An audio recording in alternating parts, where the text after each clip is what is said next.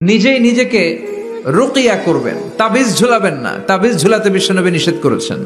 যে তাবিজ ঝুলায় আল্লাহ তাআলা ওই তাবিজের উপর তাকে ন্যস্ত করে দেয় আর বলে আমার রহমত তোর থেকে তুলে নিলাম, দেখি তোরে কে বাঁচায়। এজন্য আজ থেকে তাবিজ যা আছে ছিঁড়ে ফেলবেন। আল্লাহ সহি সমঝ দান করো।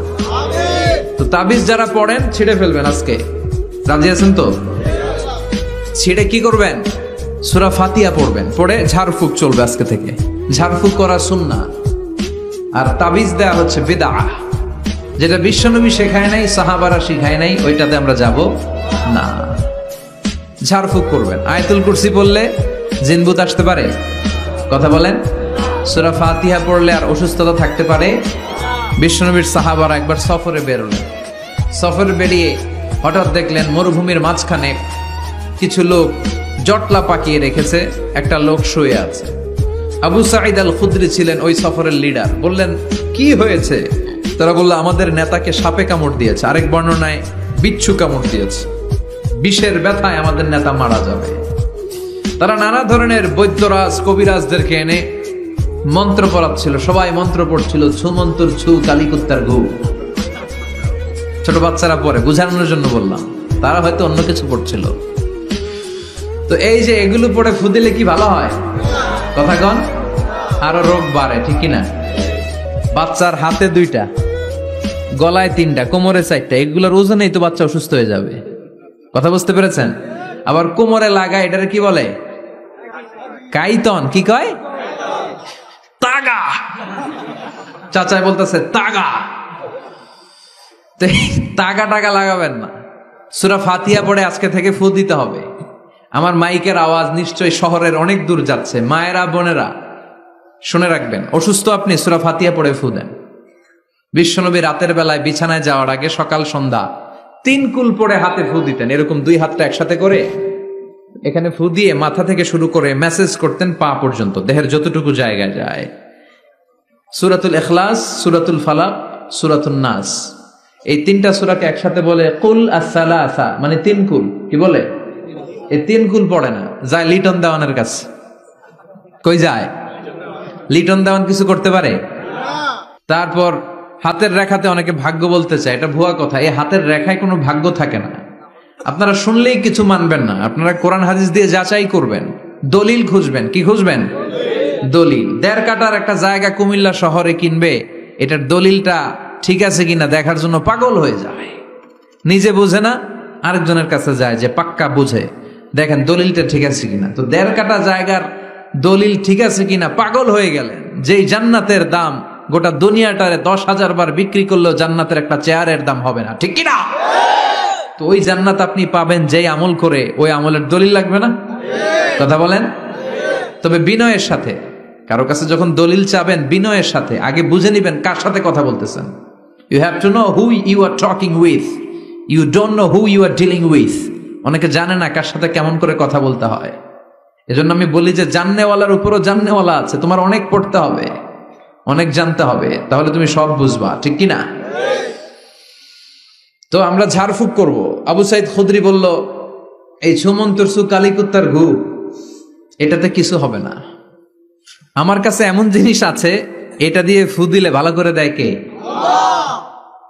সবাই বলল তাহলে আমাদের নেতাকে ভালো করো। আবু সাঈদ খুদরি বলল তাহলে আমার ছাগল দিতে হবে, 1 পাল ছাগল। ওরা রাজি হলো।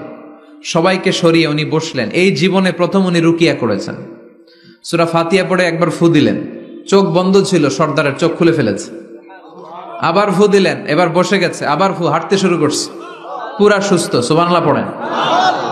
1 পাল ছাগল পেলেন, পথিমধ্যে একটা ছাগল জবাই করেও খেলেন। এরপর বিশ্বনবীর কাছে এসে মাসালাটা রিচেক করে নিলেন, ক্রস চেক, ডাবল চেক। আপনারা এখন ইউটিউবের সময় না, যে কোনো জিনিস সার্চ দিলেই সব পাওয়া যায়, আপনি জানতে পারবেন। তো একটা বিষয়ের উপর অনেকগুলো আলেমের বক্তব্য শুনবেন, ফলে ওভারঅল একটা ধারণা আপনি পেয়ে যাবেন। বুঝতে পেরেছেন? বিতিরের সালাত কয় রাকাত? অনেক মন্তব্য আছে, অনেক মতামত আছে। আপনি 5 জন স্কলারের কথা শোনেন, মোটামুটি একটা আন্দাজ পেয়ে যাবেন যে এটাই হয়তো হকের কাছাকাছি। গোড়ামি করা যাবে? ইসলামে গোড়ামি নাই। ইসলামের সৌন্দর্য হচ্ছে আত-তাইসির, simplicity is the beauty of Islam. সহজীকরণ হচ্ছে ইসলামের সৌন্দর্য। বিশ্বনবীকে যে কোনো অপশন দিলে সবচেয়ে সহজ অপশনটা নিতেন। সুবহানাল্লাহ পড়েন।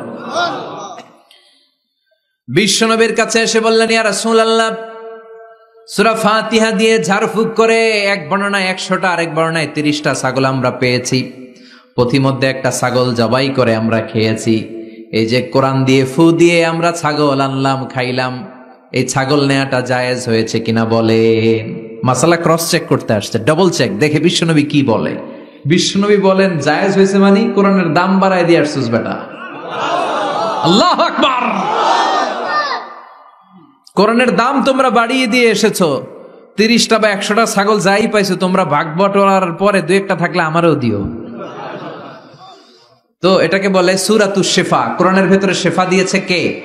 ওয়া নুনাজ্জিলু মিনাল কুরআনি মা হুয়া শিফাউন ওয়া রাহমাতুল লিল মুমিনিন ওয়া লা ইয়াজিদুল যালিমিনা ইল্লা খাসারা। এই কোরআনের মধ্যে আমি শিফা দিয়েছি, রহমত দিয়েছি, বরকত দিয়েছি। মুমিনদের জন্য কোরআনকে শিফা বানিয়েছে কে? সূরাতুশ শিফা মনে থাকবে? এই যে পীর সাহেব হুজুরের কাছে যে আসেন ফু দেওয়ার জন্য, যে হুজুর ফু দেন, হুজুর কি পড়ে ফু দেয় জানেন? আজকে গোমর ফাঁস করে দিয়ে যায় হুজুরের, সূরাতুল ফাতিহা পড়ে ফু দেয়। হুজুরের কাছেও আইসেন, আপনারাও ফু দিয়েন, নিজেরাও দিবেন। সবসময় যে হুজুরের কাছ থেকে নিতে হবে তা না, আব্বা আম্মার কাছ থেকে নিবেন। 2 গ্লাসে পানি, পৃথিবীর সবগুলা পীর সাহেবরে বললাম হুজুর এই গ্লাসে একটু ফু দেন, হুজুর আমার ফু দিয়ে দিল। আমার আব্বা উনি আরেক গ্লাসের পানির মধ্যে ফু দিয়ে দিল। মুহূর্তের মধ্যে আমার আব্বার ফুটা কাজে লেগে যাবে। গোটা পৃথিবীর পীর সাহেব একদিকে, বাবা মার দোয়া আর ফু আরেকদিকে, ঠিক কি না? তো এই জন্য সূরাতুল ফাতিহার এক নাম হচ্ছে সূরাতুশ শিফা। কি নাম? সূরাতুশ শিফা। আবার এই সূরার আরেক নাম হচ্ছে সাবউল মাসানি, নিত্য পাঠনীয় সপ্তবাক্য। নিত্য পাঠনীয় সপ্তবাক্য, যেই সূরাটা প্রতিদিন পড়া হয়। রব্বুল আলামিন বলেন, ওয়ালাকাদ আতাইনাকা সাবআম মিনাল মাসানি ওয়াল কুরআনাল আযীম। ও নবী, আমি আপনাকে নিত্য পাঠনীয় 7টা বাক্য দান করেছি, সাথে সাথে কোরআনে আজিম দান করেছি। সুবহানাল্লাহ।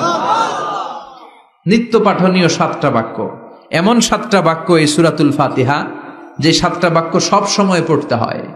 যারা প্রতিদিন নামাজ পড়ে, শুধু ফরজ নামাজ পড়ে, তার 17 বার পড়তে হয় এই সূরাটা। সুবহানাল্লাহ মাহফিলের পরে। আর যারা সুন্নাত সহ পড়ে তাদের প্রতিদিন 32 বার এই সূরাটা পড়তে হয়। তাহলে যেই লোকটার বয়স হয়েছে 50 বছর, সে যদি নামাজি হয়ে থাকে, একটু হিসাব করেন লোকটার বয়স কত? 50। আর লোকটা নামাজি না বেনামাজি? নামাজি। নামাজি লোক বয়স 50 বছর, তাহলে এই 50 বছরে সে যে কত লক্ষবার সূরা ফাতিহা পড়ছে ও নিজে জানে? সুবহানাল্লাহ কই? আল্লাহু আকবার। এমন সূরা যেটা প্রতিদিন পড়তে হয়। আবার বিশ্বনবী বললেন, লা তুহসা আজাইবুহু ওয়ালা তাবলা গরাইবুহু ফিহি মাসাবিহুল হুদা ওয়া মানারুল হিকমা। কোরআন এমন কিতাব, সূরাতুল ফাতিহা এমন সূরা, এই সূরার আশ্চর্যান্বিতার কোনো শেষ নাই। এই সূরা কোনোদিন পুরান হয় না।